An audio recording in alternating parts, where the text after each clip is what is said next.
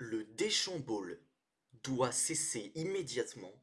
Didier Deschamps, si tu aimes encore un tant soit peu l'équipe de France, quitte-la. Salut les amis, on se retrouve pour une nouvelle vidéo, le débrief de Croatie-France. Un match cataclysmique. Voilà, je vais dire les termes. Cataclysmique. Nul, infâme. Infâme. C'est le mot en fait, infâme.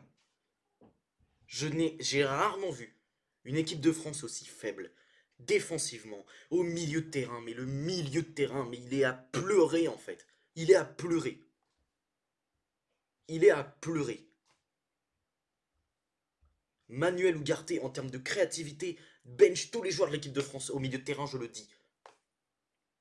C'était n'importe quoi, le milieu de terrain, la créativité au milieu. Vous savez quoi, je vais vous montrer la composition tellement elle était infâme. Mais je vous jure, que ce soir c'était pas Rabiot, c'était Véronique. C'était Véronique sur le terrain. Guendouzi, cataclysmique. Chouamini, c'est peut-être le moins mauvais, mais en termes de qualité technique, c'est atroce. Et alors là, mais la triplette là. La triplette. Alors Dembélé, c'est peut-être le moins mauvais des trois. Et Kylian, bon, il a fait quelques trucs, mais Colomani, transparent. Transparent. Bradley est rentré, il a apporté un peu de mouvement, c'est bien. Michael Olise, on l'a pas vu. Et expliquez-moi, où est Désiré Doué? Pourquoi il n'est pas rentré? Pourquoi? Expliquez-moi également pourquoi Dayou Upamecano n'est pas titulaire alors qu'à chaque fois que Konaté Saliba ça a été essayé, ça a été une catastrophe. Systématiquement. Et ce milieu de terrain, mais je peux vous assurer que je... Mais vous me mettez à vous me mettez moi à la place de n'importe quel milieu de terrain ce soir, mais je passe pour Iniesta Prime. Voilà, je dis les termes. Je passe pour Iniesta Prime. Je vous invite quand même à vous abonner à la chaîne parce que je peux vous garantir que là, ça va être un débrief très salé. Et si vous aimez les débriefs comme ça, les débriefs très salés, bah vous allez être ravis parce que ce soir, vous allez en avoir. Donc je vous invite à vous abonner à la chaîne parce qu'il va falloir que j'essaie de redescendre un peu pour vous donner une analyse tactique. Mais franchement, quoi que analyser? À part une équipe de France qui a le ballon, mais qui a une possession totalement stérile. Totalement stérile parce que tu ne presses pas, t'es un bloc médian, voilà, bloc médian, il n'y a rien à dire de plus, c'est bloc médian en phase défensive. Bloc médian, il n'y a pas de pression, il n'y a rien, c'est nul. On a laissé la Croatie jouer. Alors oui, ils ont moins de possession de balle, mais c'est parce qu'à la fin, et surtout en deuxième période, ils gagnaient 2-0. Bah forcément, ils ont reculé, ils ont laissé la France jouer, et la France, ça joue à la baballe, ça fait n'importe quoi. N'importe quoi. C'était là, possession stérile, un U, littéralement, un U, autour de la surface croate, et puis quand t'essaies de piquer, bah t'y arrives pas, et Gvardiol, qui fait un énorme match, hein, ça c'est sûr que la défense croate, elle a fait un gros match, mais je suis désolé, mais pour moi le problème de l'équipe de France ce soir, c'est Didier Deschamps. C'est Didier Deschamps. Je suis désolé, mais les joueurs qu'il a sélectionnés, c'est pas bon. Il manque Ryan Cherki, il manque Magnus Akaliouche, il en manque au moins l'un des deux. Et je suis désolé, Matteo Guendouzi n'a rien à faire titulaire en équipe de France. Il est remplaçant, mais il n'est pas titulaire. Rabiot, c'est pareil. Rabiot a fait quelques bons trucs par séquence, mais c'est pas terrible globalement. Chouamini, c'est le moins mauvais. Et heureusement que Kamavinga est rentré, parce que sur son entrée, Kamavinga, il a été intéressant. Mais qu'est-ce que fait Deschamps? Il a Désiré Doué sur le banc, qui peut faire jouer en numéro 10. Mais non, il le fait pas, parce que monsieur a de l'ego, monsieur préfère son infâme milieu à 3 avec 3 milieux défensifs, mais c'est infâme, Didier, ce que tu proposes. Sur TF1, la chaîne la plus regardée en France, probablement, j'imagine. Sur l'une des chaînes les plus regardées en France, tu nous sors ça. Tu nous sors ça. Il y a des gens qui sont pas fans de football forcément, mais qui regardent tous les matchs de l'équipe de France. Ils allument leur télé, ils voient ça. Ils allument leur télé, ils voient ça. Mais je suis désolé, mais c'est catastrophique. Comment tu veux que les gens s'intéressent au foot quand ils regardent le Deschamps Ball? Et je vous jure maintenant, je peux vous assurer que Deschamps il est content de ce qu'il a vu. Parce que Deschamps, il veut pas de pressing, il veut pas d'équipe trop créative en fait. Il a un problème avec la créativité ce mec.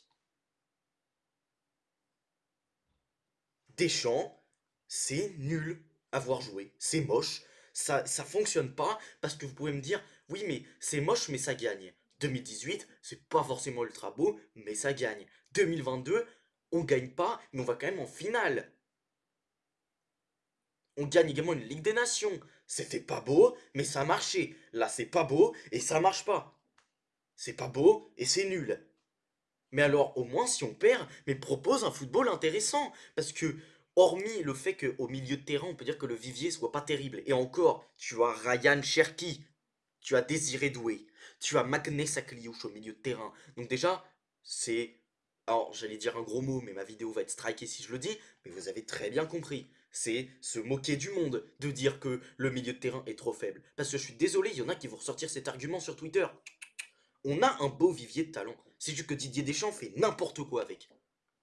Didier Deschamps fait n'importe quoi avec le vivier de talent de l'équipe de France. Qu'on voit Dembélé ou Mbappé numéro 10. Parce que oui, alors oui, si on prend la composition de base, c'est Dembélé le numéro 10. Mais celui qui a passé la quasi-entièreté de son match à ce poste, mais c'est Mbappé, parce que Dembélé a retrouvé son poste d'ailier droit très rapidement. Mais Mbappé numéro 10, mais faut arrêter cette Zumba. C'est catastrophique. C'est cataclysmique. On a vu Mbappé essayer de ressortir des ballons, Mbappé bat sur le terrain, mais arrêtez, depuis quand Mbappé a des qualités de meneur de jeu? Depuis quand? Depuis quand? C'est quoi cette Zumba autour de Mbappé meneur de jeu? Depuis quand? Laisse Dembélé numéro 10. Laisse-le. C'était mieux. Et je vous jure qu'on ressortait beaucoup plus de ballons quand Dembélé était numéro 10. Mais aussi, il faut que les milieux de terrain apportent des solutions. Je vous rappelle qu'il y a un moment, il y a une séquence absolument lunaire où Konaté a le ballon. Tchouaméni est derrière un joueur croate. Et il est droit comme un pic. Il attend, il est comme ça. Et il attend le ballon. Il attend le ballon. Il est comme ça. Il attend le ballon. Il attend le ballon. Tu es derrière le joueur. Tu ne bouges pas. Tu es droit comme un piquet. Et Konaté, il peut donner le ballon à personne parce que tous les autres milieux, c'est le premier qui fait un appel, sa mère, elle meurt. Voilà. Catastrophique. Et il y a des phases de balles comme ça, de possession, stérile. Je dirais, on peut même pas dire au milieu de terrain parce que c'est dans notre moitié. C'est dans notre moitié de terrain. Donc oui, c'est de la possession stérile qui ne sert absolument à rien. Et heureusement, encore une fois, que Magic Mike est là, parce qu'il arrête le penalty de Kramaric, et je vous jure que son match, il est pas mauvais, parce que sur la frappe de Perisic, il peut pas faire grand-chose, et sur le but de Boudimir, j'ai envie de dire qu'il peut pas également faire grand-chose, et concrètement, Magic Mike, je lui en veux pas ce soir, il a fait un gros match. Mais c'est pareil, c'est fou de se dire que le joueur le plus dangereux, c'est Digne. Je vous jure que Digne fait un bon match. Il a fait un match qui défensivement est plutôt correct. Il y a quand même 5 centres réussis. Mais déjà, le fait qu'il arrive à 14 centres dans le match, c'est choquant. 14 centres dans le match, c'est choquant. C'est l'un de tes joueurs qui a touché le plus de ballons. 4 occasions créées. Est-ce que vous vous rendez compte? 4 occasions créées. C'est probablement le mec qui a créé le plus d'occasions en équipe de France. Maintenant, quand on regarde Perisic, Modric, les anciens, les vieux de la vieille, 39 et 36 ans, apprendre le foot à l'équipe de France. Mais je suis désolé, mais c'est choquant. Et Didier Deschamps doit quitter cette équipe de France. Il doit partir. Il doit partir. Il doit partir. Zlatko Dalic a fait une démonstration tactique à Didier Deschamps. Mais je vous jure que demain on affronte Gibraltar, je pense que la France ne gagne pas le match. Je sais pas si on le perd, mais c'est sûr qu'on ne gagne pas. J'en suis persuadé. Parce que non seulement on a du mal à ressortir la balle, mais en plus de ça, quand on la ressort, on est prévisible. Ultra prévisible. La France n'innove pas dans ses mouvements offensifs. Y a rien. Y a rien. Y a aucune innovation dans nos mouvements offensifs. Rien. C'est catastrophique. Je sais même pas quoi dire en fait. Vous voulez que j'analyse quoi? Parce qu'en vrai, voilà, Gendouzi, moyen. Dembélé, bah moyen, il y a quand même beaucoup d'imprécisions techniques, même s'il y a quand même, voilà, quand même 3 occasions créées. Finalement, Dembélé, il n'a pas été forcément énormément réussi de ce soir, mais j'ai envie de vous dire que c'est peut-être le meilleur offensif. Mbappé, bah il a perdu quand même 9 duels dans le match. Je suis désolé, mais je vois une action où il essaie de prendre la vitesse sur Stanisic, et au final il envoie un centre catastrophique dans la tribune. Mais Bappé Prime, il part avec 5 mètres de retard et il termine avec 5 mètres d'avance. Là, Bappé Prime, il part avec 3 mètres d'avance et il termine avec 8 mètres de retard. Colomani, bah invisible. Invisible. Rabiot, Rabiot, voilà. Présent, mais. Présent physiquement, mais c'est tout. Chouameni, bah, c'est peut-être le meilleur, hein, il a essayé de faire des récupérations, mais encore une fois, 9 actions défensives, mais il n'y a aucun pressing. Donc c'est bien de récupérer les ballons bas, mais il n'y a personne qui est là pour les récupérer haut. Saliba, franchement, ça n'a pas été terrible tout le match, hein. Il y a quand même quelques erreurs, même si globalement les trois quarts des erreurs sont dues à Konaté. Pour le coup, Upamecano a fait une entrée intéressante. Kamavinga également, Bradley Barcola également, ils ont su apporter quelques petites choses. Michael Olise, bah, comme l'attaque, hein, très peu inspiré. Manu Koné, il n'a pas pu faire grand chose. Que dire. Et Koundé, bah, il a eu pas mal d'occasions de briller, de centrer, tout ça. Malheureusement, ça n'a pas été trop son match. Qu'est-ce que je voulais que je vous dise, moi? La défense, qui était censée être le facteur de satisfaction, n'a pas fonctionné. Et le pire, c'est quand on regarde 38% de possession, 1,43 XG. Parce qu'en plus de ça, on subit énormément. Et regardez l'équipe de France, hein. 1,56 XG, donc ok, on est au-dessus, mais c'est de peu, mais surtout 17 tirs à 8. 17 tirs à 8.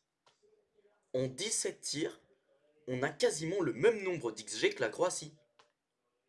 En 17 tirs, en 9 tirs de plus, on a le même nombre d'XG. Quasiment. Donc, et en plus de ça, et paradoxalement, on a moins de grandes chances. Donc voilà. Équipe de France, cataclysmique. Didier Deschamps quitte l'équipe de France. Franchement, c'est pour ton bien. C'est pour le bien de l'équipe de France. C'est pour le nôtre. Parce que je suis désolé, mais passer du PSG de Luis Enrique à l'équipe de France de Didier Deschamps, mais faut se mouiller la nuque, hein. Faut se mouiller la nuque. C'est terrible. C'est terrible.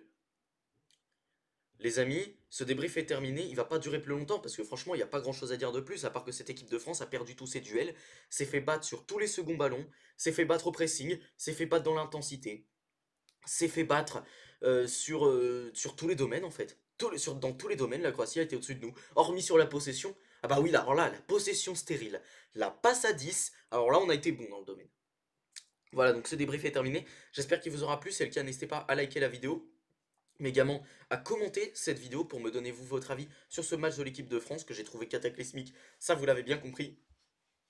Mais surtout, abonnez-vous à la chaîne, c'est super important pour moi et ça me soutient évidemment dans ce projet YouTube.